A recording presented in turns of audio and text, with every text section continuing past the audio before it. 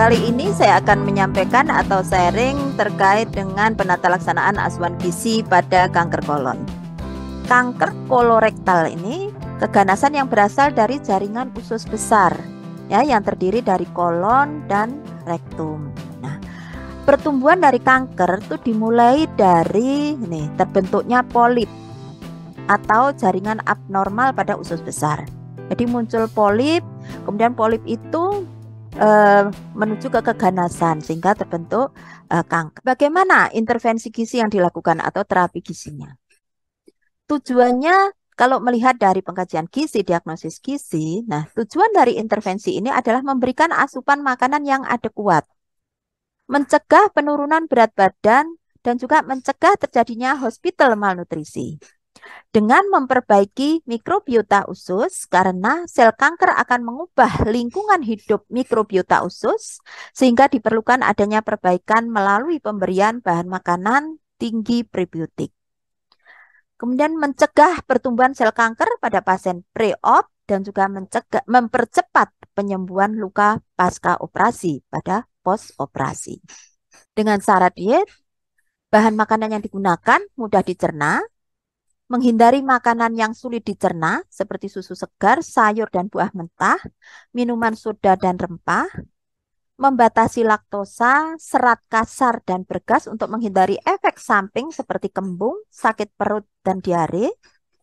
Juga peningkatan pemilihan bahan makanan sumber protein yang rendah lemaknya, seperti keju rendah lemak, daging unggas tanpa lemak, atau ikan laut. Dan sayuran harus dimasak dan dihaluskan, porsi makan kecil dan sering, ya. Juga harus diberikan makanan tinggi antioksidan, cukup vitamin dan mineral. Ya. Kebutuhan zat gizi makro untuk normalnya energi dengan status gizi normal, berat badan normal, energi bisa diberikan 20-30 kilokalori per kilogram berat badan per hari. Tetapi pada kondisi-kondisi khusus dengan berat badan kurang, energinya dapat ditambahkan per kilogram berat badan per harinya. Jadi 30-40 kilokalori per kilogram berat badan per hari. Nah, kemudian pada hipermetabolik atau stres bisa 35 kilokalori per kilogram berat badan per hari. Pada hematopoietic cell transplant atau HCT 30-35 kilokalori per kilogram berat badan per hari, dan pada kondisi sepsis bisa 25-30 kilokalori per kilogram berat badan per hari. Atau kita bisa menggunakan cara yang lain, tidak langsung numerik ini, tapi dengan menggunakan Harris Benedict, atau kalau umpama pasien itu pasien diabetes bisa menggunakan sesuai dengan teori yang ada seperti Perkeni dan sebagainya.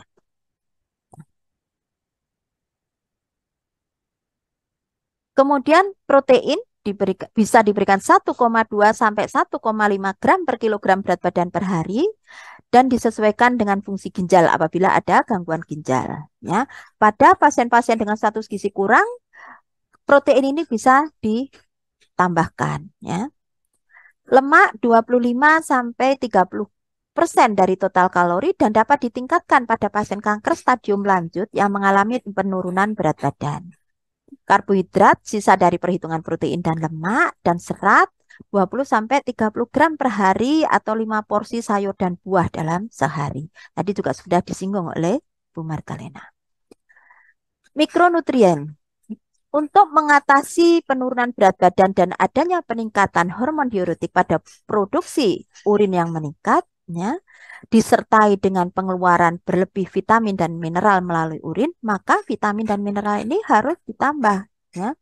Vitamin C 500 mg per hari, vitamin B1 200-300 mg per hari, kalium 2-4 mol per kilogram per hari, fosfat 0,3-0,6 mol per kilogram per hari, dan cairan 20-40 ml per kilogram.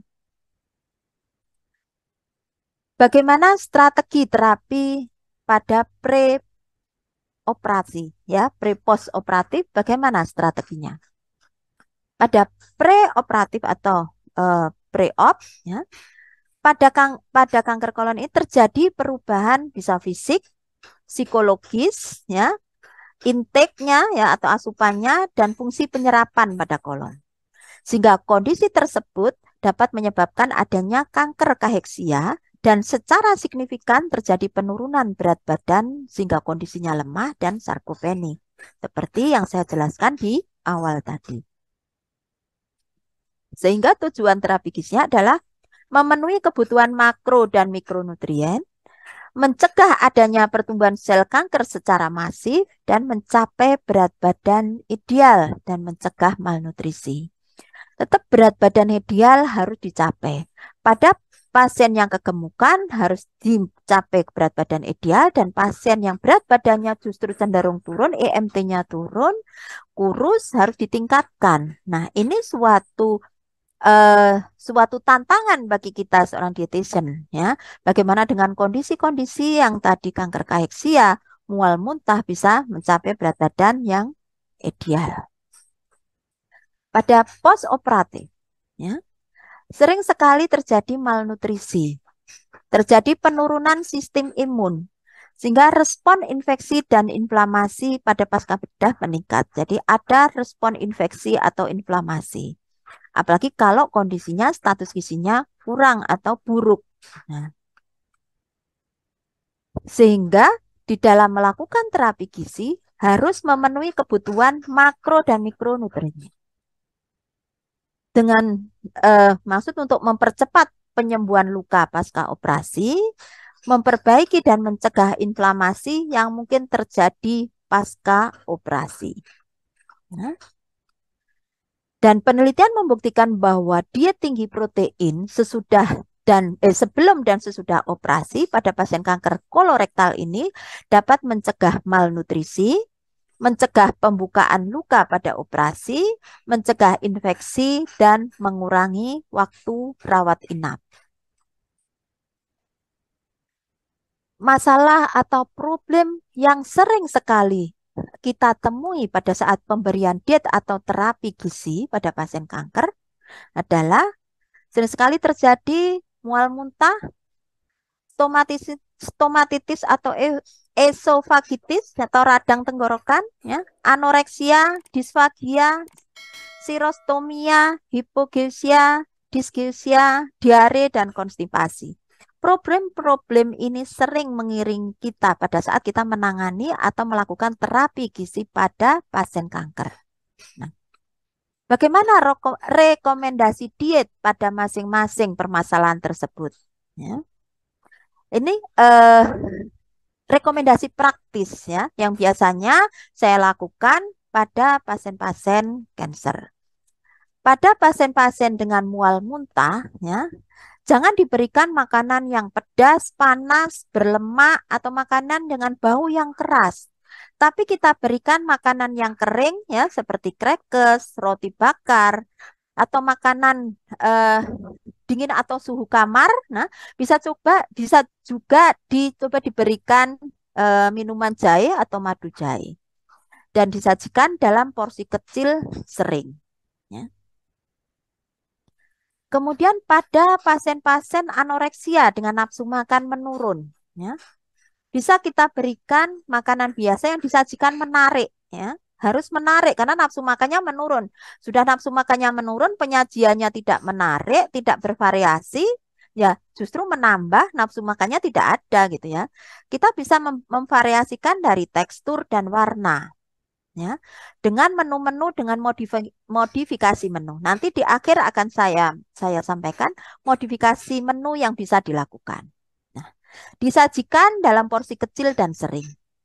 Dan hindari makanan besar atau banyak yang dapat mengenyangkan pasien sehingga menekan nafsu makan. Sudah banyak, besar, tidak berwarna, teksturnya sudah keras, kemudian disajikan tidak menarik gitu ya. Ya justru akan tidak bisa mengatasi permasalahan ini. Ya. Pada pasien-pasien dengan radang mulut atau radang tenggorokan, ya, jangan diberikan jus yang asam seperti air jeruk, kemudian makanan yang asin dan pedas ini justru membuat tambah radang, atau makanan-makanan yang disajikan panas. sudah radang disajikan panas, akhirnya radangnya tambah meningkat. Atau makanan keras ya, seperti keripik ya, kacang-kacang yang digoreng ataupun biji-bijian.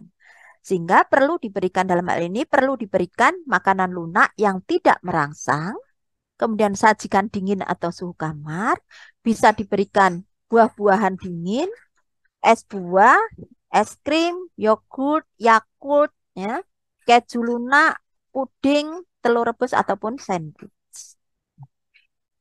Kemudian hipogeusia atau mulut tanpa rasa atau buta pengecapan. Ini sering terjadi pada pasien-pasien dengan kemoterapi. Ya. Nah, kita harus memberikan makanan biasa dengan kalau sudah pengecapannya sudah hilang, tidak ada pengecapan. Nah, tapi juga ada pada saat pasien-pasien kemoterapi sudah buta pengecapan, tapi juga dia eh, peka atau tidak bisa bumbu yang banyak. Nah, ini harus kita pintar-pintar atau pandai-pandai untuk memodifikasi dietnya. Pada pasien-pasien dengan mulut tanpa rasa, buta pengecapan, hanya buta pengecapan, ya, pada pasien yang hanya buta pengecapan atau mulut tanpa rasa, bisa kita berikan makanan biasa dengan bau yang keras, ya, kemudian banyak bumbu serta tekstur yang menarik. Jika bisa dengan harus menghindari makanan lunak. Tapi pada eh, pasien-pasien yang anoreksi, yang tidak mau makan, ya, yang nafsu makannya menurun, kemudian tapi dia yang peka adalah di baunya, jadi di hidungnya, ya, dia sangat peka dengan bau-bau yang tajam. Berarti kita harus kebalikan dari ini. Kita harus memberikan makanan-makanan yang berusaha yang tidak berbau tajam dan tidak banyak bumbu. Nah, jadi pada pasien dengan pengecapan berubah, kita bisa menggunakan istilahnya modifikasi dengan mencoba berbagai resep untuk menentukan makanan yang tepat. Ya. Ini dilanjutkan dengan pasien dengan diare. Ya. Sangat sering sekali ya, hampir atau sebagian besar pada pasien-pasien kanker kolon itu mengalami diare. Sehingga harus diberikan rendah laktos, kemudian rendah serat dan rendah lemak, dan dianjurkan banyak cairan. Dengan menghindari susu dan segala jenis produk dari susu, kemudian menghindari sereal dan roti dari biji-bijian, makanan berlemak, dan goreng-gorengan. Pada pasien konstipasi, kita harus berikan dia tinggi serat dan harus banyak cairan. Tapi serat di sini harus kita pilah ya. Seratnya harus kita lihat, harus kita tahu kondisinya pasien. Konstipasinya karena sudah istilahnya karena dia makan makanan yang tinggi serat kasar ya, dia konstipasi kemudian tidak bisa BAB dalam jangka waktu lama. Ini dalam pemberian seratnya harus dipilih. Itu harus bukan serat kasar lagi yang diberikan, tapi adalah serat yang larut air. Ya. Atau makanan-makanan yang justru bisa seratnya ini bisa menyerap air sebanyak-banyaknya. Untuk itu, kalau kita memberikan makanan tinggi serat atau serat larut air ini harus menganjurkan juga minum yang banyak. Cara pemberian bisa dengan oral, enteral, ataupun parenteral. Ya. Nah, seperti yang saya sampaikan tadi, bahwa salah satu makanan yang dianjurkan adalah serat. Ya. Bisa diberikan gandum utuh, buah, atau sayur, tapi tetap harus dilihat kondisi atau problem-problem yang dialami oleh pasien. Ya. Serat itu difermentasi oleh mikroba usus menjadi asam lemak rantai pendek yang menurunkan waktu transit usus. Ya. Nah, inulin atau serat adalah makanan yang terbaik untuk bifidobakteria dan lactobacilli di usus besar karena kemudahan dan kecepatannya untuk difermentasi dan menghasilkan SCFA yang berperan pada regulasi lipid dan glukosa.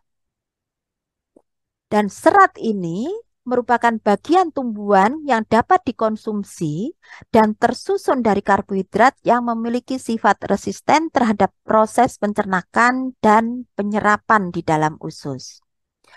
Jenis serat yang bermanfaat untuk pencegahan kanker kolon adalah serat larut air. Jadi bagaimana mekanisme serat dalam mencegah dan memperbaiki kanker kolon? Dia akan memperpendek waktu transit feses, mengurangi kemampuan asam empedu untuk membentuk karsinogenik, mencegah dan menghentikan proliferasi sel kanker, dan melindungi dari kerusakan oksidatif. Kemudian bahan makanan lain yang dianjurkan adalah probiotik dan prebiotik. Apa probiotik dan prebiotik?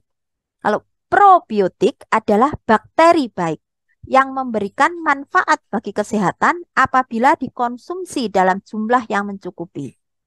Nah, ini merupakan produk fermentasi seperti yogurt atau Yakult, ya, kemudian kombucha ataupun kefir. Sedangkan prebiotik adalah sumber makanan bagi bakteri baik dalam usus yang ada pada sayur, buah, dan biji-bijian.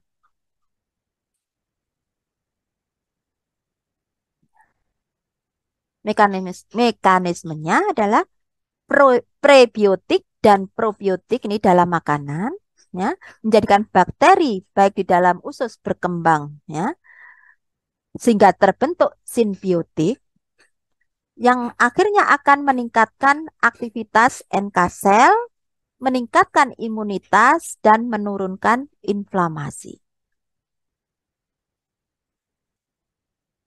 Bahan makanan lain yang disarankan adalah omega 3.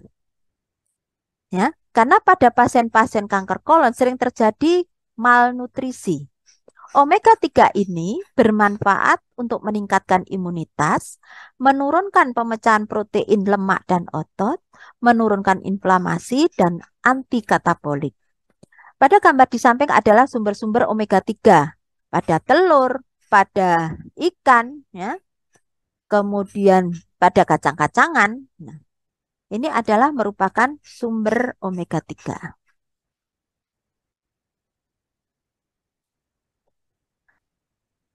Yang tidak kalah pentingnya untuk kanker kolon ini adalah sumber antioksidan pada vitamin A.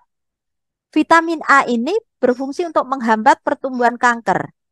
Vitamin A dapat diperoleh dari wortel, tomat, pepaya, labu kuning, ketela rambat atau bahan makanan yang berwarna, terutama berwarna kuning. Nah, ini ada di bawah ada gambar-gambar sumber vitamin A. Kemudian antioksidan dari vitamin C untuk meningkatkan sistem imun pada jeruk, jambu, ya, kemudian bayam, sawi hijau, kapri, ya, salad atau selada, brokoli, ya. Dan vitamin E menangkal radikal bebas yang banyak pada biji-bijian seperti kecambah, minyak nabati, gandum, dan jagung. Dan diperlukan juga zinc atau Zn, ya, banyak terdapat pada biji-bijian, biji labu, kemudian pada ikan, unggas, telur, dan kacang-kacangan. Ya. Ada ini sumber zinc. Kemudian selenium banyak pada ikan laut, bawang putih. Ya. Bawang putih ini mengandung tinggi selenium. Kemudian bawang bombay, lobak, brokoli. Kemudian fitokimia, ya, pada sayur dan buah yang berwarna-warni yang mengandung beta karotin, klorofil, likopen, dan antosianin. Dan bahan makanan apa yang harus dihindari? Ya. Yang tinggi lemak, ya, kalau susu full cream, ya. Kemudian makanan sumber karbohidrat yang mengandung gas seperti ubi, ya. Sayuran dan buah yang bergas, yang berserat kasar seperti kubis, nangka muda, durian, ya. Daun singkong, daun pepaya, dan sumber kafein dan alkohol, makanan yang berlemak seperti gorengan, kemudian makanan yang pengolahannya dengan cara dibakar, dipanggang, digoreng, terlalu gosong sehingga muncul karamelisasi, makanan siap saji atau fast food, makanan yang mengandung food aditif atau yang tidak aman seperti vetsin, kaldu instan, pengawet, pewarna, perasa, atau pemanis. Bahan-bahan ini harus benar-benar dihindari. Selain itu juga harus meningkatkan aktivitas fisik. Ya.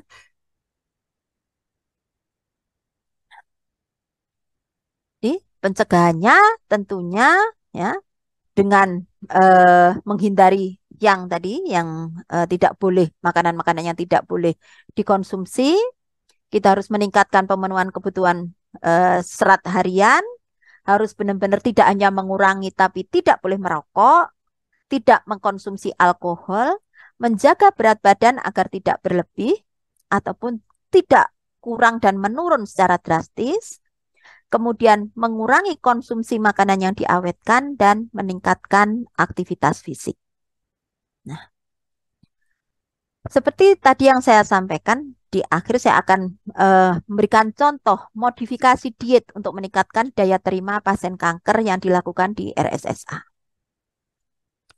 Kami melakukan modifikasi diet dengan nama Kayasi, yaitu makanan kaya gizi. Pada pasien-pasien kanker dengan anoreksi atau dengan gangguan penciuman yang menghirup bau sedikit sudah enak, ya, atau makanannya yang berbumbu dia tidak bisa mengkonsumsi. Nah, kita melakukan modifikasi dengan tujuan untuk meningkatkan daya terima, menurunkan resiko malnutrisi, mendukung penurunan lama waktu rawat, dan menurunkan potensi kerugian rumah sakit. Dengan asumsi bahwa kalau kita bisa meningkatkan asupannya dengan makanan-makanan yang kita berikan dan dapat diterima dengan baik, ya, tentunya kita bisa menurunkan resiko hospital malnutrition. Kalau resiko hospital malnutrition bisa dicegah, kita juga dapat menurunkan lama waktu rawat inap. Ya. Dengan itu juga menurunkan potensi kerugian dari rumah sakit. Pada awalnya diet kanker itu, ya, karena tadi tidak berkuah, tidak boleh berkuah, karena enek dan sebagainya, kita berikan makanan kering gitu ya, telur rebus, kentang rebus, pisang, madu, susu. Nah, ini rata sisa makanan tinggi, ya, hanya 45%. Sampai 45%, berarti asupannya hanya 55%, hanya separuhnya. Nah, ini dipengaruhi oleh penampilannya yang kurang menarik, cita rasanya kurang enak, dan kondisi fisik atau klinis dari pasien tersebut.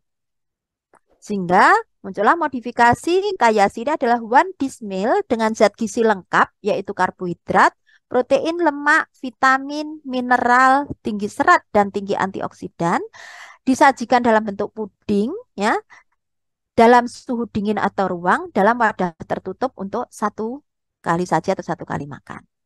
Nah, kita berikan pada pasien kanker atau kemoterapi dengan penurunan nafsu makan, mual, dan muntah. Ada 2 porsi, porsi dewasa dan porsi anak-anak. Dengan nilai gizi pada porsi dewasa, nilai gizinya satu saji itu adalah energi sekitar 515,7 kilokalori. Ya.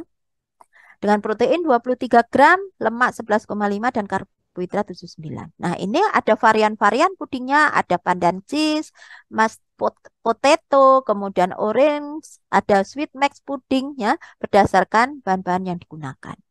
Dan di dalam pembuatannya kita menggunakan sumber karbohidrat dari kentang, roti tawar, bihun, makaroni ataupun gula, sumber protein bisa telur, daging sapi, susu, keju dengan sumber antioksidan buah-buahan, ya, jeruk, stroberi, kiwi, anggur dengan sumber lemak, margarin, santan, keju, susu full cream. Nah, susu full cream ini juga harus kita perhatikan, ya, tidak seluruhnya susu full cream, tapi juga digunakan susu skim, ya, ataupun soya, dan juga dipergunakan sumber probiotik di sini yaitu Yakult dan yogurt. Nah, setelah dilakukan proses terapi gizi, harus dilakukan monitoring dan evaluasi terkait dengan data-data dari tanda-tanda dan gejalanya. Ya. Apakah itu riwayat terkait makanan dan zat gizi? Apabila asupannya menurun, apakah dengan intervensi sudah meningkat asupannya? Kemudian pengukuran antropometri, adakah perubahan berat badan? Ya. Apabila sudah dilakukan intervensi dengan memberikan asupan yang dengan pasien dapat menerima makanan yang diberikan, asupannya meningkat, tentunya harapannya dari pengukuran antropometri ini status gizi dapat meningkat. Kemudian data biokimia, tes medis, dan prosedur. Dari data-data biokimia yang abnormal dengan terapi gizi, dengan intervensi yang diberikan dapat membaik. Demikian juga untuk pemeriksaan fisik yang fokus pada gizi. Kelihatan kurus, kemudian kehilangan massa otot, mual, muntah, anoreksi, diare, sudahkah terjadi perbaikan? Kemudian, bagaimana dengan diagnosis gizinya? Apakah diagnosis gizi sudah teratasi? Apakah diagnosis gizi tetap? Ataukah diagnosis gizi ini bertambah? Kalau diagnosis gizi sudah bisa diatasi, berarti bisa dihilangkan, ya, bisa istilah diagnosis gizi tersebut bisa hilang. Kemudian kalau berubah, ya harus diatasi lagi berdasarkan perubahan dari diagnosis gizi. Nah, ini adalah slide saya yang terakhir. Jadi, pada pasien kanker kolon diperlukan intervensi gizi yang bertujuan untuk mencegah malnutrisi. Karena pada kanker kolon sering terjadi kanker kaheksia tadi. Terapi gizi pada pasien kanker kolon berfokus pada pemenuhan kebutuhan zat gizi makro dan mikro, serat harian, dan pemberian makanan yang tinggi antioksidan, makanan yang mengandung prebiotik dan probiotik. Dan jenis diet yang dapat diterapkan pada pasien kanker kolon sebelum dan sesudah operasi adalah diet tinggi protein yang disertai adanya pemberian serat. Serat sangat dibutuhkan pada pasien kanker kolon baik sebelum maupun sesudah menjalani operasi untuk mencegah mikrobiota usus tetap seimbang. Dan satu lagi, probiotik dan prebiotik sangat diperlukan dalam proses penanganan atau terapi gizi pada pasien kanker kolon.